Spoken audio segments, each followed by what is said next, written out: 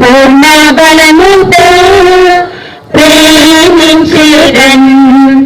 ఆరాధన ఆరాధన యేసయ్యా, ఆరాధన ఆరాధన ఆరాధన ఆరాధన యేసయ్యా, ఆరాధన ఆరాధన. ఎబినేజరే ఎబినేజరే ఇంతవరకు ఆదుకున్నావే. ఎబినేజరే ఎబినేజరే ఇంతవరకు ఆదుకున్నావే. నన్ను ఇంతవరకు ఆదుకున్నావే. నన్ను ఇంతవరకు ఆదుకున్నావే. నిన్ను పూర్ణ మనసుతో ఆరాధింతు. నిన్ను పూర్ణ బలముతో ప్రేమించేదన్. నిన్ను పూర్ణ మనసుతో ఆరాధింతు. నిన్ను పూర్ణ బలముతో ప్రేమించేదన్. ఆరాధన ఆరాధన యేసయ్యా, ఆరాధన ఆరాధన ఆరాధన ఆరాధన యేసయ్యా, ఆరాధన ఆరాధన ప్రేమించేదన్. అధికముగా ఆరాధింతున్ ఆసక్తితో.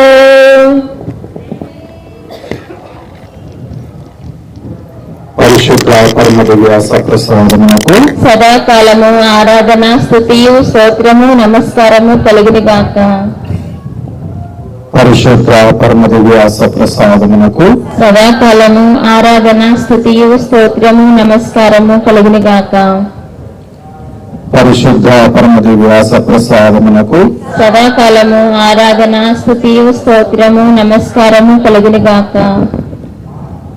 Praise the lord, praise the lord, praise the lord, praise the lord, praise the lord, praise the lord, praise the lord, praise the lord, praise the lord, praise the lord, praise the lord, praise the lord, praise the lord, praise the lord, praise the lord. Praise the Lord. యేసువా వందనం, యేసువా వందనం, యేసువా వందనం, యేసువా వందనం, యేసువా వందనం, యేసువా వందనం, యేసువా వందనం. యేసువా వందనం. తండ్రి దేవా వందనం, తండ్రి దేవా వందనం, తండ్రి దేవా వందనం, తండ్రి దేవా వందనం, పవిత్రాత్మ దేవా వందనం, పవిత్రాత్మ దేవా వందనం, పవిత్రాత్మ దేవా వందనం, పవిత్రాత్మ దేవా వందనం, పవిత్రాత్మ దేవా వందనం. పవిత్రాత్మ దేవా వందనం.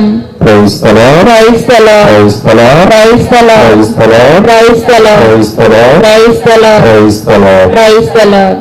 అందరి దేశంలోనండి పవిత్రాత్మ సర్వేశ్వరుడు మనపైకి వేంచేసి రావాలని ఈ దివస ప్రసాద ఆరాధనలో దేవుని యొక్క వివరాలు మనందరిపై రావాలని, ముఖ్యంగా ఈరోజు కుమారుడు పశ్చాత్తాపం చెంది తిరిగి తండ్రి దగ్గరకు వచ్చాడు. పరలోకానికి తండ్రికి ద్రోహం చేశానని తన యొక్క తప్పులను ఒప్పుకున్నాడు. మన పాపాలు కూడా మన్నించమని ఆ పవిత్రాత్మ సర్వేశ్వరుని ప్రత్యేకంగా ప్రార్థన చేస్తూ ఈ యొక్క ఆరాధన సమయంలో పవిత్రాత్మ సర్వేశ్వరుడు మనకు తోడుగా ఉండాలని, వాళ్ళందరూ కూడా ఆదరించాలని ప్రత్యేకంగా ప్రార్థించుదాము.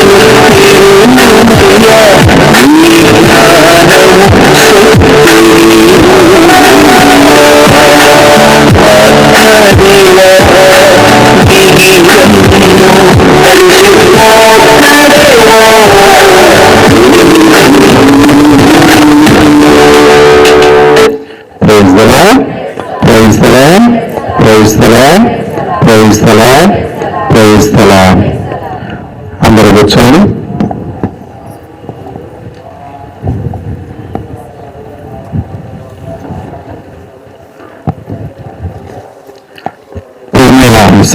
సహోదరులారా,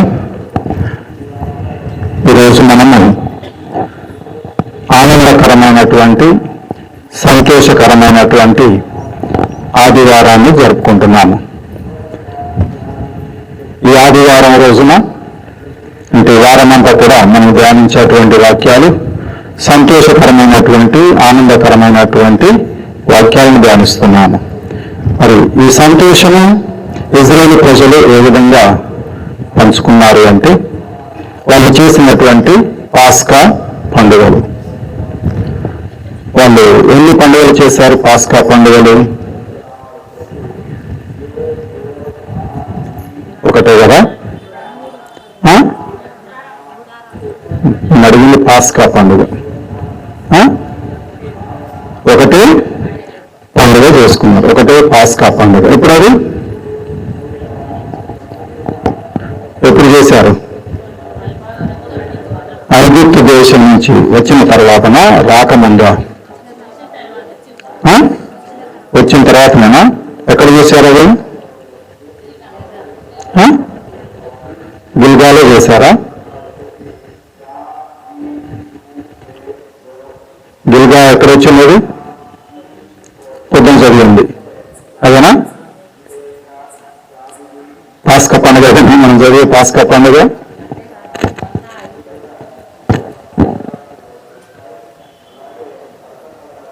నిర్గమకాండంలో 12వ అధ్యాయము. అదేంటి అది? పాస్కా భోజనము, పాస్కా పండుగ. మరి గిల్గాలో ఎప్పుడు చేశారు? అది కొత్త పండుగ. మొన్న అయిపోయినప్పుడు ఏం చేశారు? దాన్ని ఏమంటారు?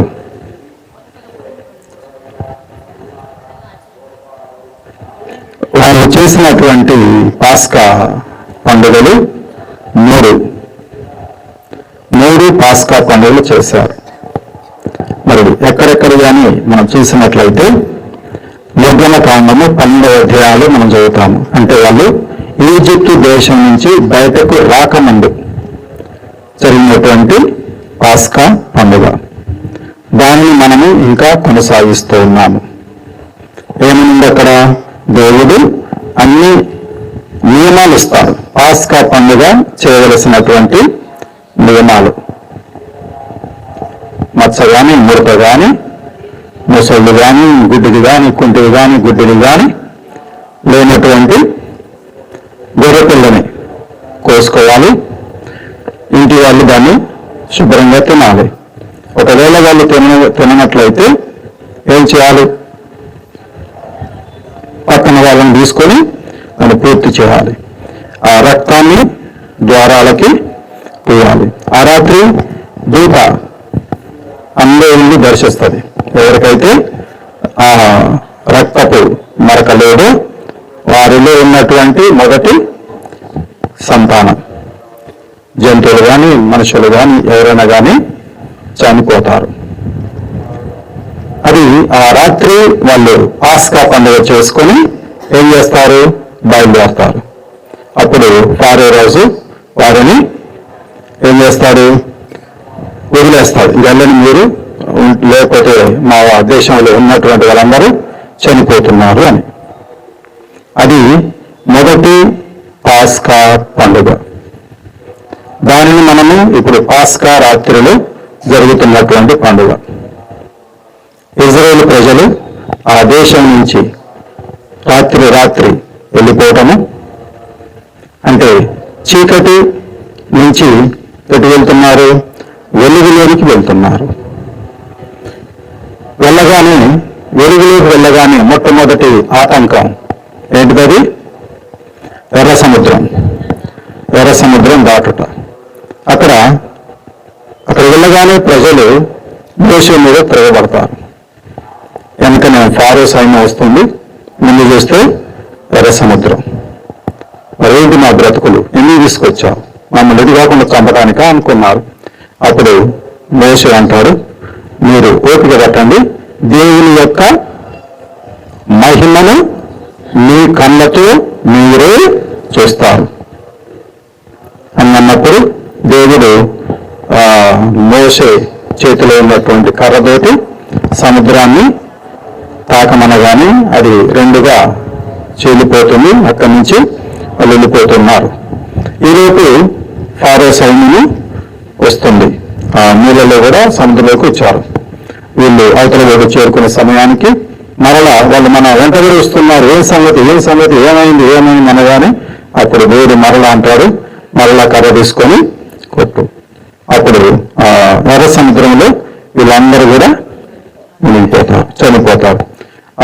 ఫారో రాజు యొక్క సైనికులు ఉపయోగించినటువంటి రథాలు, చక్రాలు అవన్నీ ఇంకా ఉన్నవి. ఇక్కడ హోలీ ల్యాండ్లో మ్యూజియంలో పెడతారు. ఆ రోజుల్లో వాడినటువంటి రథాల చక్రాలు, ఇరుసు అవన్నీ కూడా ఇంకా ఉన్నాయి. ఆ విధంగా ఇజ్రాయేల్ ప్రజల్ని బయటకి తీసుకున్నారు. అది మొదటి పాస్కా. వాళ్ళు అక్కడి నుంచి వెళ్ళక ముందు చేసుకున్నటువంటి పండుగ. ఆ పాస్కా పండుగ చేసుకొని బయటకు వెళ్తారు. ఇక రెండవ పాస్కా పండుగ ఎక్కడ జరిగింది అంటే, ఇజ్రాయేల్ ప్రజలు ఎర్ర సముద్రం దాటి ఎక్కడికి వెళ్తారు? సీనాయి కొండ దగ్గరకు వెళ్తారు. ఎక్కడ? రెఫోదీములు వాళ్ళు విడిది చేస్తారు. సంఖ్యాకాండము 9వ అధ్యాయంలో.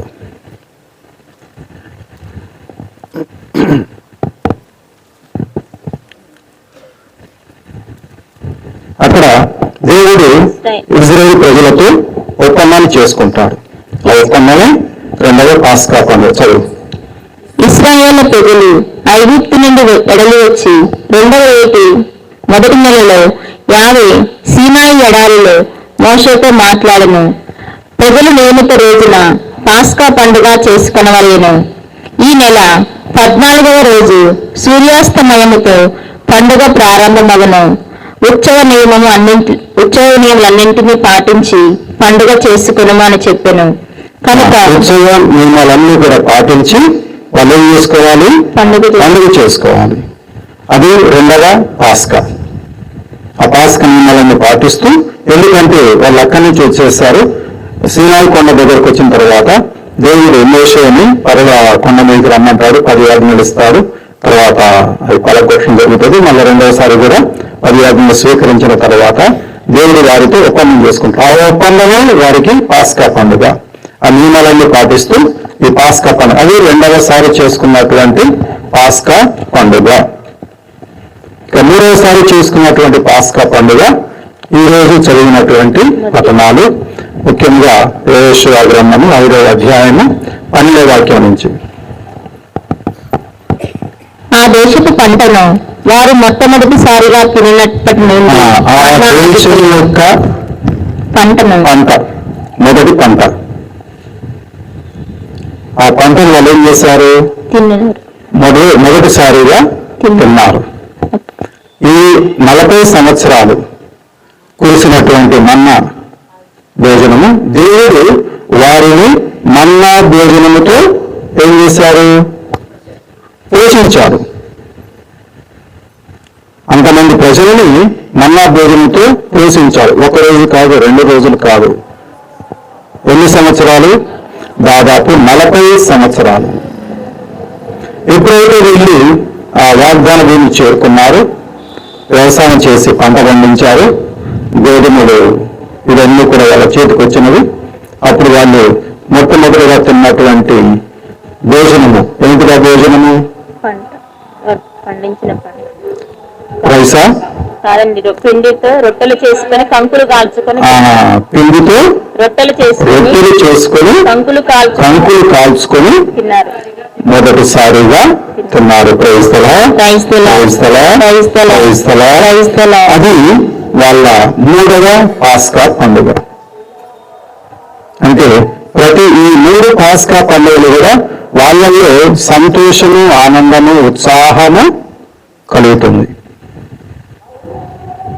అప్పుడు దేవుడు ఏం చేశాడు? వారితో ఉడంబడిక చేసుకోవడం మాత్రం కాకుండా తర్వాత చదువు ఏమంటుందో, ఆ మీదట మీద మన్నా కురియలేదు కనుక ఆ ఏటి నుండి ఇశ్రాయేలీయులు కానాను దేశపు పంటతోనే జీవించిరి. యెహోషువ యెరికో చెంత ఉన్నప్పుడు కనులెత్తి చూడగా ఎదుట ఒక మనుషుడు కనిపించెను.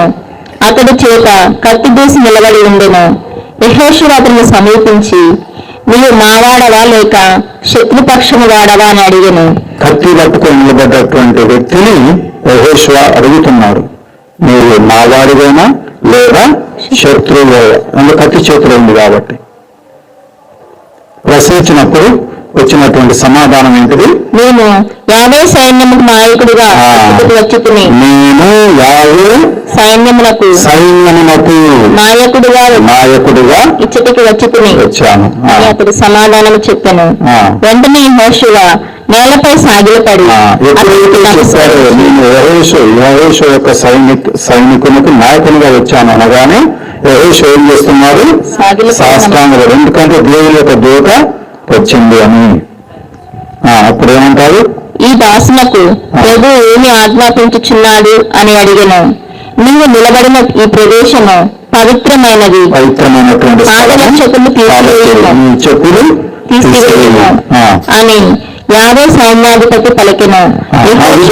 అట్లు చేసి యెహోషువ దేవుని దర్శించటము, తర్వాత దేవుని దూత ద్వారా ఆయన ఏం చేశాడు? అధికారాన్ని అంటే నాయకత్వాన్ని పొందాడు. అప్పటి నుంచి ఆయన ఇజ్రాయేల్ ప్రజలని మరలా నడిపిస్తూ తాను చనిపోయేంత వరకు కూడా ఇజ్రాయేల్ ప్రజలని ముందుకు నడిపించాడు. వాళ్ళు తిన్నటువంటి ఆ భోజనం ఏంటిది అని మనం కొద్దిగా లోతుగా వెళ్ళినట్లయితే, ఏంటిదా భోజనము? పిండిని ఏం చేశారు? పిసికి రొట్టెలు చేసి కంకులను కాల్చుకొని తిన్నాడు.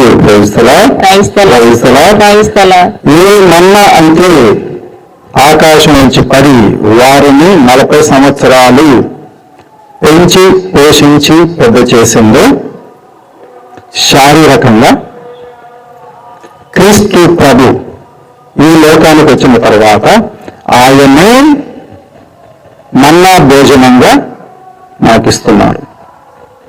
ఏంటిగా మన్నా భోజనం అంటే? యోహాను శుభవార్త 6వ అధ్యాయం మొత్తం కూడా అనేం చెప్తున్నాడు?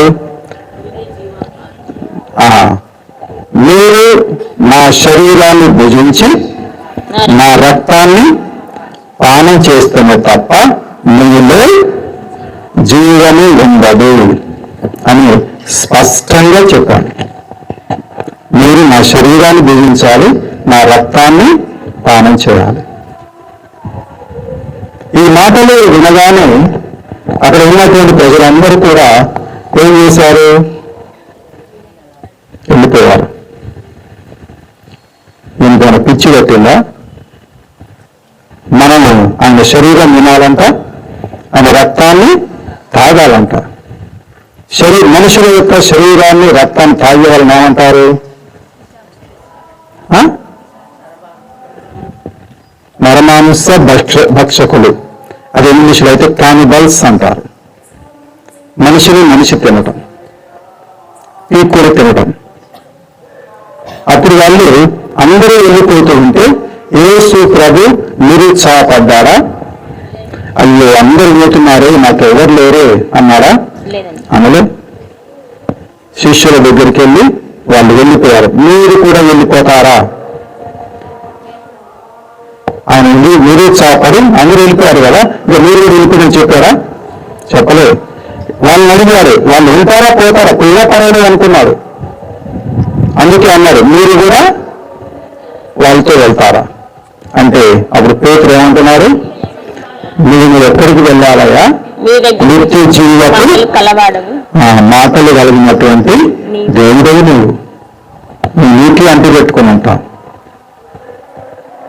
ఇజ్రాయేల్ ప్రజలు తిన్నటువంటి ఆ మొదటి రొట్టె క్రీస్తు ప్రవహిస్తున్నటువంటి తన శరీరము రక్తము అపాద్రాక్ష రసాలు మన ఆధ్యాత్మిక భోజనంగా వాటిని భుజించినటువంటి వాళ్ళు ఏం చేస్తారంట? నిత్య జీవము పొందుతారు. ఆ నిత్య జీవము పొందటానికి తప్పిపోయినటువంటి కుమారుడు తప్పిపోవడం అంటే ఇంగ్లీష్లో లాస్ట్ అంట. ఈ లాస్ట్. నువ్వు ఎప్పుడైనా తప్పిపోయావా? ఎంతమంది తప్పిపోయారు మీలో? ఎవరు తప్పిపోలేదు, అందరూ సేఫ్గా ఉన్నారు. ఇప్పుడు హైదరాబాద్కో లేదా బాంబేకో ఢిల్లీకో వెళ్తావు, అక్కడ దారి తప్పిపోతావు. ఏం చేస్తారు అప్పుడు? నేను తప్పిపోయాను. కొంతమంది ఫోటోలు అక్కడక్కడ కనబడటం లేదు అంటే తప్పిపోయాడని. మార్గం లేదు, ఎదుగువాడు తెలియదు, ఏ మార్గంలో ఉన్నారో తెలియదు, ఏ పట్టణంలో ఉన్నారో తెలియదు, ఏ సిటీలో ఉన్నారో తెలియదు. ఆ విధంగా మనం ఇప్పుడు తప్పిపోయామా? దేవస్థానం నాకు జీవితాలన్నీ తెలుసు. ఇప్పుడన్నీ జీపీఎస్, నడుచుకుంటూ పోయినా జీపీఎస్, సైకిల్లో పోయినా జీపీఎస్, బంగారంలో పోయినా జీపీఎస్, కార్లో పోయినా జీపీఎస్, బస్సులో పోయినా, లారీలో పోయినా, దేంట్లో పోయినా జీపీఎస్. శాటిలైట్ పైన ఉంది కాబట్టి అక్కడి నుంచి మనకి ఈ దారి చూపెడుతుంది. ఆ జీపీఎస్ ద్వారా వెళ్ళిన వారికి నీ తప్పిపోయేది లేదండి అంటారు. మరి అలాంటి తప్పిపోయినప్పుడు మరి కనబడటం లేదు, ఆ చూపు చెప్పండి అని మీరు పెడుతున్నారు అంటే వాళ్ళు ఈ జీపీఎస్కి అవుట్ ఆఫ్ ప్లేస్లో ఉంటారు, కనపడకుండా చేస్తుంటారు. ఈ టైంలో మన కొంతమందికి కొన్ని కొత్త బండ్లు కొన్నటువంటి వాళ్ళకి బ్లూటూత్ కనెక్షన్ ఉంటుంది. నీ ఫోన్ దాన్ని కనెక్ట్ అయి ఉంటే నీ ఫోన్ ద్వారా నువ్వు ఎక్కడున్నావో తెలుసుకోవచ్చు. వెంటనే ఎక్కడెక్కడ తిరుగుతున్నావో ఫోన్లో చూసుకోవచ్చు. నువ్వు నీ నెంబర్కి చాలు. అది చాలా మందిని పట్టుకున్నారు, నువ్వు ఎక్కడెక్కడ తిరుగుతున్నావో ఉందనేది. ఎందుకంటే బ్లూటూత్ దాన్ని బండి కనెక్ట్ అయి ఉంటుంది. ఆ బండి ద్వారా వాళ్ళు కోడ్, షోరూమ్ వాళ్ళు కోడ్ ఇస్తారు. ఆ కోడ్ ద్వారా కనెక్ట్ చేస్తే మనకు తెలిసిపోతుంది ఎక్కడ తిరుగుతున్నావా ఉందా అని. కొన్నిసార్లు మనం ట్యాక్సీ తీసుకెళ్తాం. మన ట్యాక్సీ తీసుకెళ్తే డ్రైవర్ అంటారు, ఓనర్ ఇక్కడ కూర్చొని చెక్ చేస్తాడు, ఎంత స్పీడ్లో పోతున్నాడు, 80 దాటుతుందా, 80 లోపుందా, 80 దాటితే ఎమ్మటి ఫోన్ చేస్తాడు, చేసి 80 స్పీడ్ ఎక్కువ పోతున్నావు అని చెప్తాడు. లేదా ఎంత దూరం వెళ్ళావు అనేది కూడా తెలుసుకుంటాడు. కానీ కుమారుడు ఏం చేశాడు? తప్పిపోయాడంట. తప్పేం పోలేదు, కావాలని పోయాడు. అంతా ఖర్చు చేశాడు, తిరిగి వచ్చాడు. తిరిగి రాగానే మనం ఉదయాన్నే విన్నాము, తండ్రి ఏం చేశాడు? పరిగెత్తుకుంటూ వెళ్ళి కౌగలించుకొని ముద్దు పెట్టుకున్నాడు. మరి మనం ఏం చేస్తాం? తండ్రి స్థానంలో మనం ఉన్నాం అనుకోండి, ఏం చేస్తాం? మన పిల్లలు మనకు చెప్పకుండా ఎటు అటు ఇటు వెళ్ళి వస్తారు. వచ్చిన తర్వాత నీకు ఫ్రస్ట్రేషన్, ఫోన్ చేసి ఎత్తుకోవట్లేదు, ఎటు వేయాలో తెలియదు. అప్పుడు ఏం చేస్తావు? తిడతారు, కొడతారు, ఫోన్ ఇయ్యరు, తీసేసుకుంటారు. ఈ విధంగా చేస్తున్నావా అని. కానీ తండ్రి ఏం చేస్తున్నాడంటే తన ప్రేమని చూపిస్తున్నాడు. ఆ కుమారుడు తెలుసుకున్నది ఏంటంటే, నేను అందుకే అన్నాడు, 2 మాటలు అన్నాడు. ఒకటి, పరలోకానికి నీకు ద్రోహం చేశాడు. ఏం ద్రోహం చేశాడు? ఏ ఆజ్ఞ? ఎక్కడున్నాడు దేవుని ఆజ్ఞ? ఏంది అక్కడ ఏ ఆజ్ఞ? ఆయన అన్నాడు, పరలోకానికి నీకు ద్రోహం చేశాను. ఎలాంటి ద్రోహం చేశాడు ఆయన? ఎలాంటి ద్రోహం చేశాడు? తల్లిదండ్రులకు ఉదయించలేదు, ఇంకా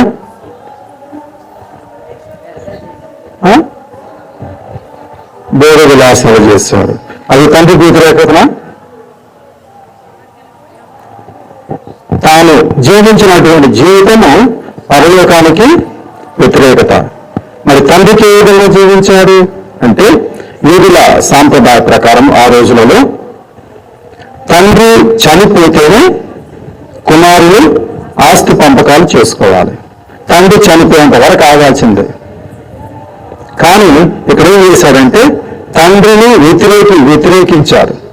అంటే సచ్చిన వాడిలాగా చేశాడు. నువ్వు చచ్చిపోయావు, నాకు అవసరం లేదు, అంటే నువ్వు సచ్చిన వానితో సమానం. కాబట్టి నువ్వు సచ్చినా సరే ఏమన్నగా నా ఆస్తి నాకు పంచేవు.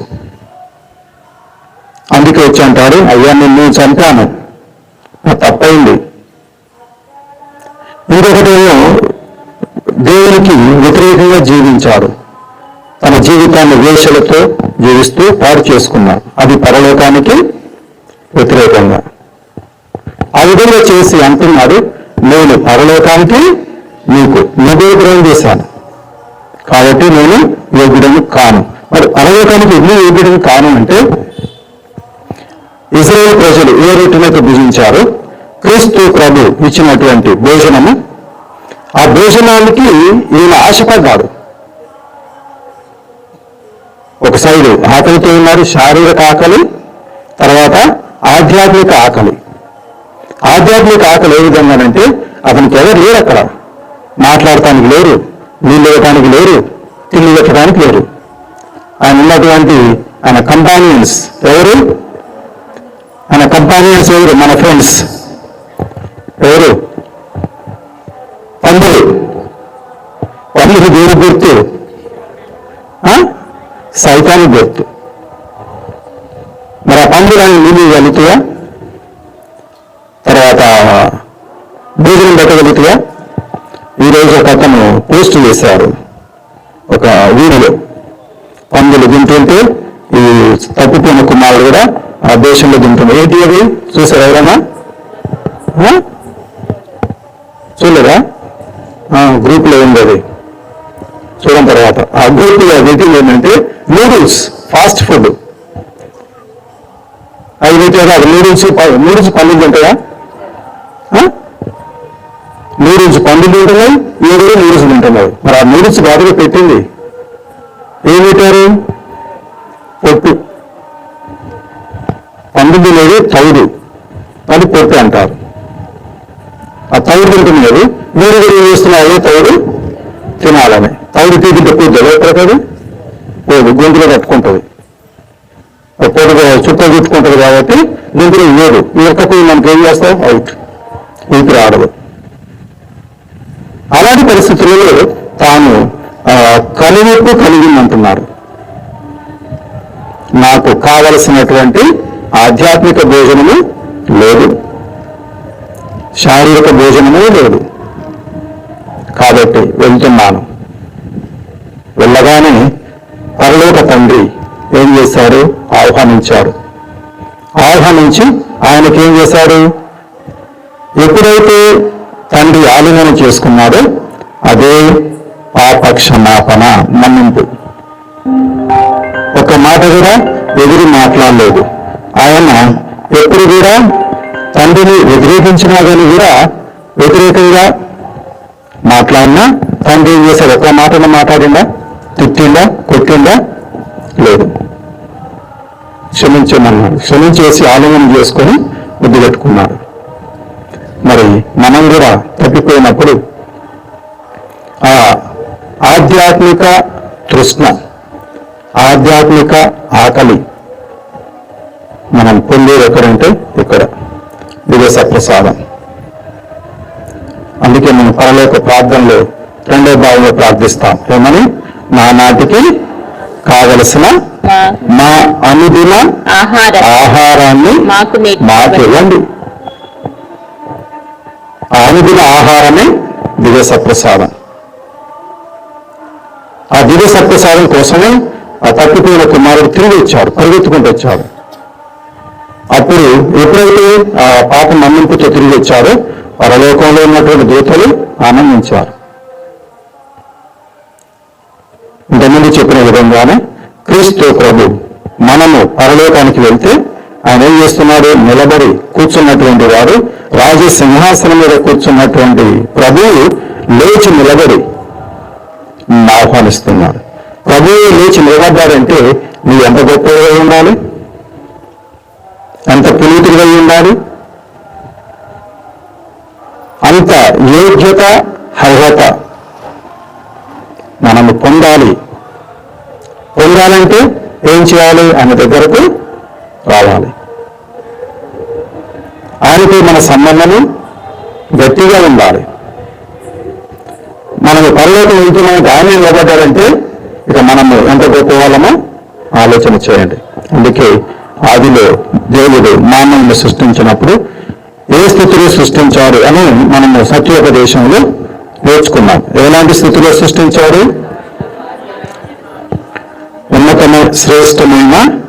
ఉన్నతమైన భాగ్యాలు ఆయన మానవుని సృష్టించారు.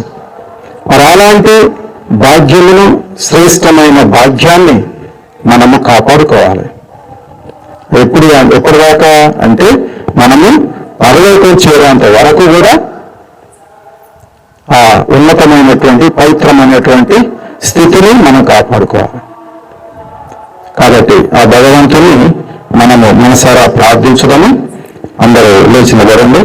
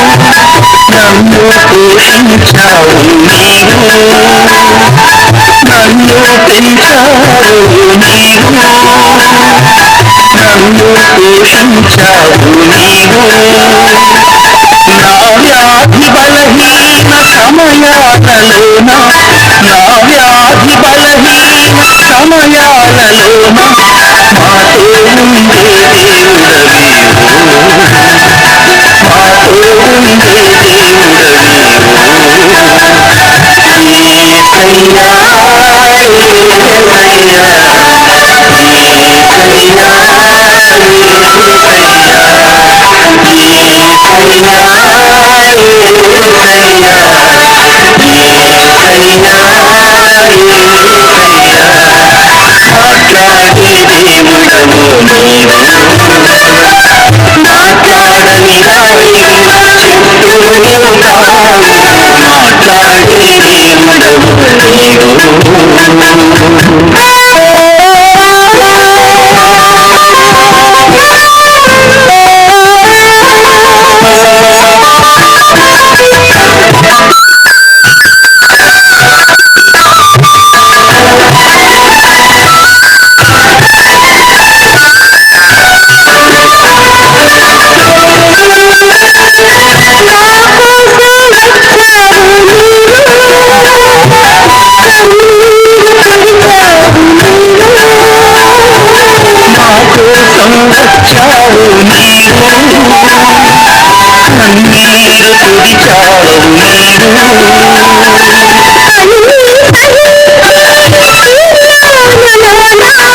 అన్నీ సహించి సియోనులోనా నా ప్రభువే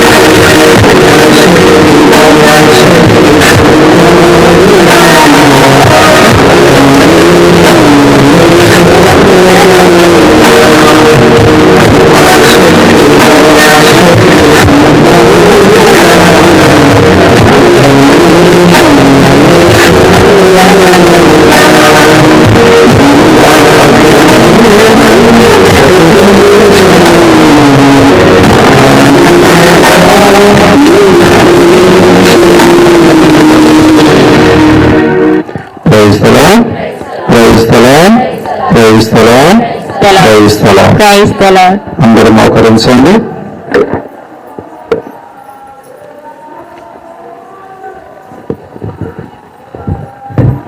అందరు కళ్ళు మూసుకొని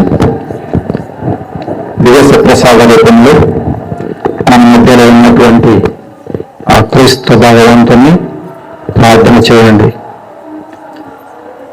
దొరుకుచున్న వారిలాగా నీవు ఎప్పుడైనా ప్రవర్తించావా? దొరుకుచున్న వారిలాగా ఎప్పుడైనా నీవు తప్పిపోయావా? తండ్రికి దూరంగా ఉన్నావా? ముఖ్యంగా ఈ లోకంలో ఉన్నటువంటి నీ తల్లిదండ్రులకు దూరంగా ఉన్నావా?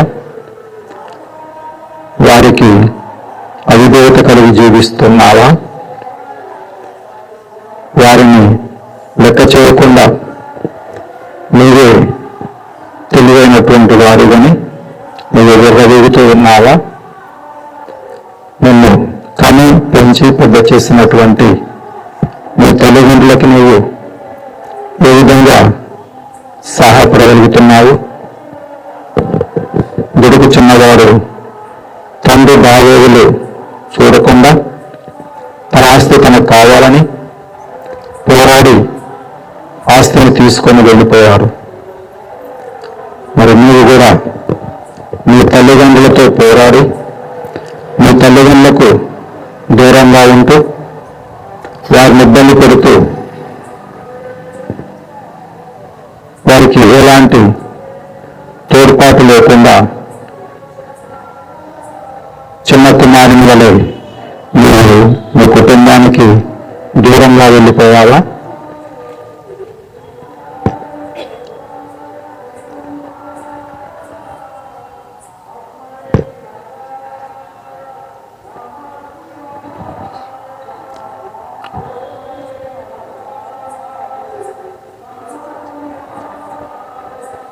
అలాంటి సందర్భాలు ఉన్నట్లయితే మనం ఈ సమయంలో దేవుణ్ణి మోకరించి గట్టిగా ప్రార్థన చేయాలి. ఆ తల్లిదండ్రుల రూపంలోనే దేవుడు మన మధ్యలో ఉన్నాడు. అదే దేవుడు నీకు నాకు జీవాన్ని ఇచ్చాడు. అదే కొత్త జీవితము. ఆ జీవాన్ని మనం ప్రతినిత్యం కూడా అనుభవిస్తూ జీవిస్తూ ఉన్నాము. కానీ ప్రభువుని మనము లెక్క చేయటం లేదు.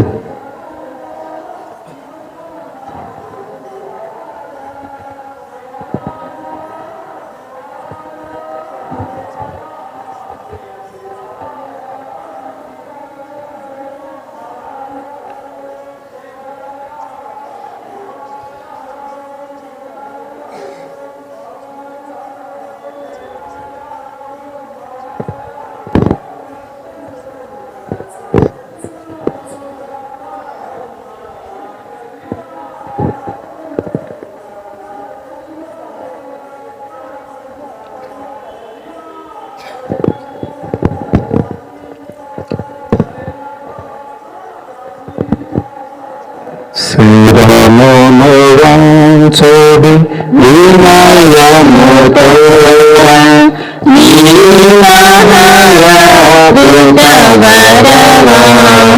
నీకు శ్రీరామును వంచోడి వినయముతో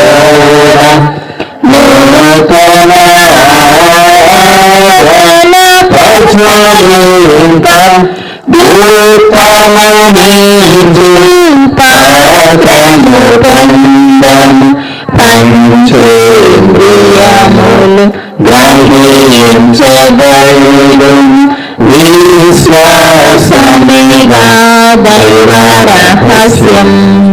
శ్రీరామును వంచుడి వినయముతోడ పాలక జీవన జయము రక్షక యేసు నాకు పరమ పవిత్ర శ్వేత శాంతకు యుగ యుగము నీకు స్తుతి కలుగుదన్ శిరమును వంచుడి వినయము తోడా పరలోకమందు నీ ప్రజలకు దివ్య ఆహారం చేతూరు ఇందులో మాధుర్యం నిండి ఉన్నది ప్రార్థించుడను ఓ సర్వేశ్వర ఈ అద్భుత ద్రవ్యానుమానం ద్వారా మీ పరుల జ్ఞాపక చిహ్నం మోకసంగా చిత్తగించుతురు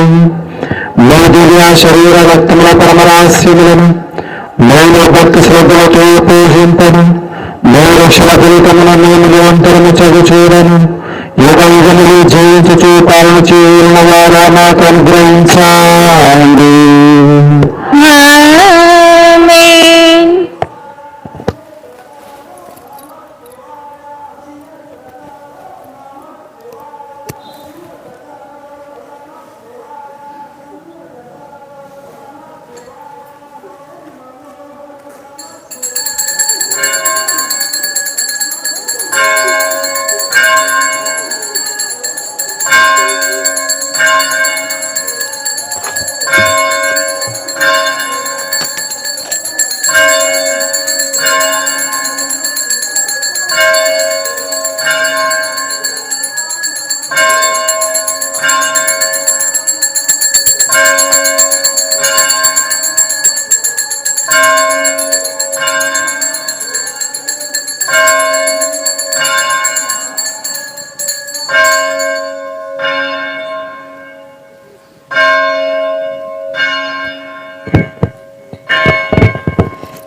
అతి పూచుడై దేవుడే ఇప్పుడు స్తుతింపబడునుగాక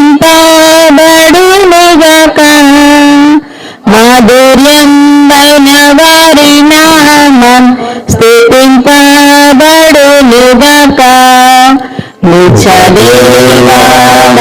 నిత్యదేవాడైన యేసు స్తుతింపబడునుగాక పావనమైన వారి నామం స్తుతింపబడునుగాక యేసు యొక్క దివ్యరూపం స్తుతింపబడునుగాక యేసు నాథుని పవిత్ర రక్తం స్తుతింపబడునుగాక పితము యొక్క పరిశుద్ధ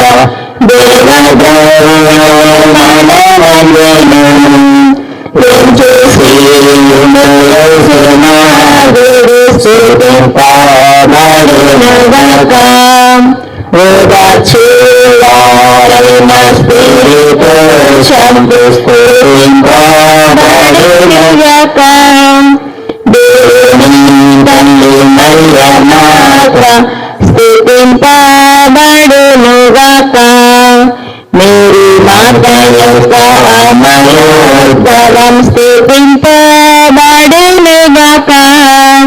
కన్యకల్లో వారి నామం స్తుతింపబడునుగాక ఆమె యొక్క మోక్షారోహణం స్తుతింపబడునుగాక మరియా భక్త జోసెఫ్ గారు స్తుతింపబడునుగాక తమ దూతల యందును తమ ఆశీస్సుల యందును దేవుడెప్పుడు ఘనముగా స్తుతింపబడునుగాక. శిలువ ప్రార్థన. ఓ ఆరాధ్య దైవమా, మానవాళి విమోచన